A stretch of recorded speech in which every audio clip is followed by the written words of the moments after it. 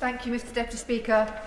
Leaseholders at 8 Artillery Row pay an average £2,000 in service charges each month, while managing agent Avon Ground Rent Limited refused to disclose what is included in these charges or provide invoices.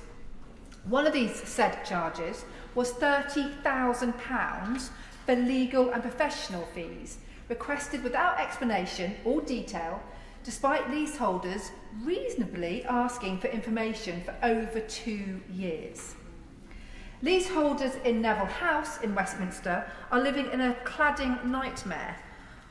Although Westminster City Council issued a hazard awareness notice on this building, no remedial works have been undertaken, as their managing agent, Estate and Management Limited, has failed to agree with the developers, Berkeley Homes, on the terms of a survey licence. As a result, these homes are unsellable. Leaseholders of Blake Tower on the Barbican estate are living in a building with ongoing fire safety issues, which the developer, Redrow, committed to dealing with, but has yet to undertake the necessary inspections. They also have such serious building defects that has resulted in several flats being unlivable in. The local authority, the Corporation of London, shares my concerns and that of the constituents and understand that they are about to take action. These are just a few examples, Mr Deputy Speaker, of the appalling behaviour undertaken by freeholders in my constituency. And I have been contacted by countless numbers of leaseholders who report routinely appalling practices over service charges, the cost of major works, and the extortionate charges they face when renewing their leases, often facing a wall of silence from freeholders and their agents when requesting information or explanation. Extortionate is properly the correct word, as often it is little more than extortion some freeholders and their accomplices, including managing agents, lawyers and accountants, are involved in. These freeholders should instead be described as freeloaders. Mr Deputy Speaker, the Leasehold and Freehold Reform Bill responds to the concerns raised by so many of my constituents. For example, Clause 27 aims to make service charges more transparent, ending the practices of too many freeholders demanding unexplained service charges, often used just to profit off leaseholders. The introduction of a standardised form for freeholders requesting service charges from their leaseholders is certainly welcome news, but I would like to see more detail on what information will need to be disclosed and how much warning a freeholder will have to give leaseholders regarding costs. Mr Deputy Speaker, too many of my constituents have told me that they choose not to take their landlords to tribunal, as they could be liable for their huge legal fees, even if the leaseholder wins. And therefore I welcome the new measures under Clause 34, which responds to this concern and ensures leaseholders will no longer be liable for those costs. I also welcome the bill's overhauling previous legislation and increasing the standard lease extension term for houses and flats by 990 years, and reduce ground rent to a peppercorn upon payment of a premium, ensuring leaseholders can enjoy secure, ground rent-free ownership of their own properties without the hassle and expense of repeated lease extensions. Mr Deputy Speaker, another game changer in the bill is the commitment to removing marriage value.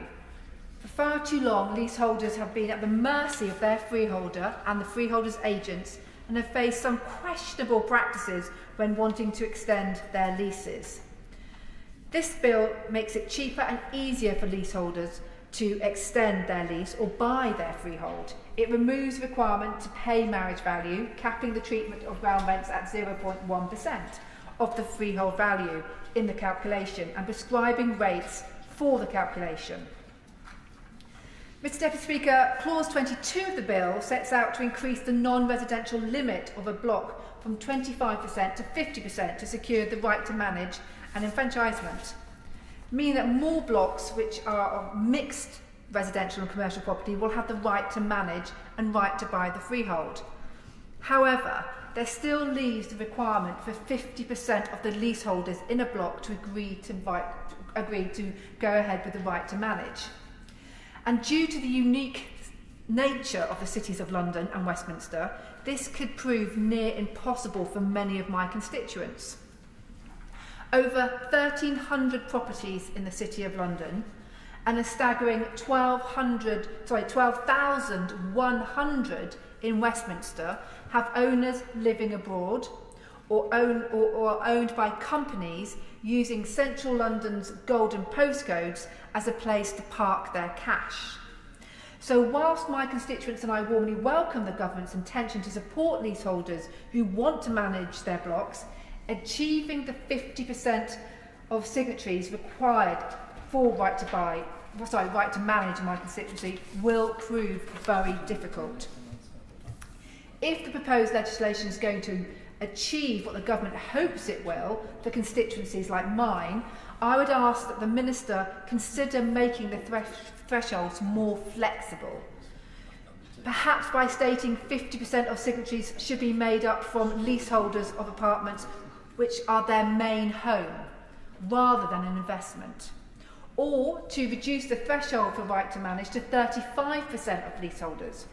I would welcome further discussions with the Minister on this point.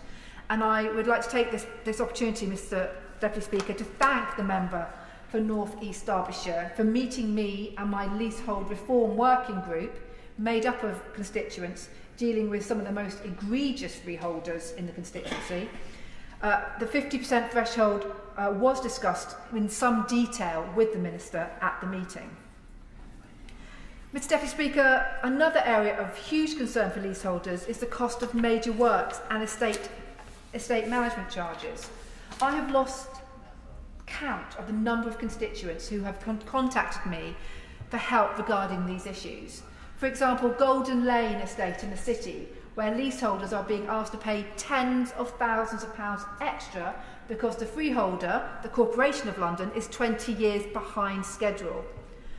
Russell House and Churchill Gardens, both in Pimlico, where residents are failing to secure details on timings and costs from Westminster City Council.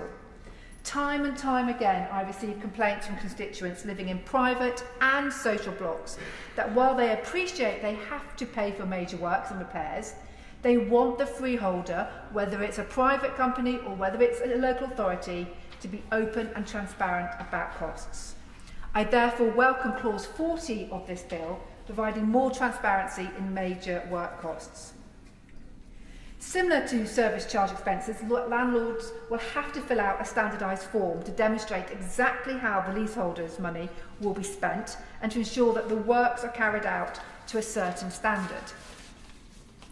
Mr Deputy Speaker, I'd like to take this opportunity to thank the incredible work of Harry Scoffin, the founder of Free Leasehold, whose support and technical knowledge has been invaluable to me and my constituents regarding this bill.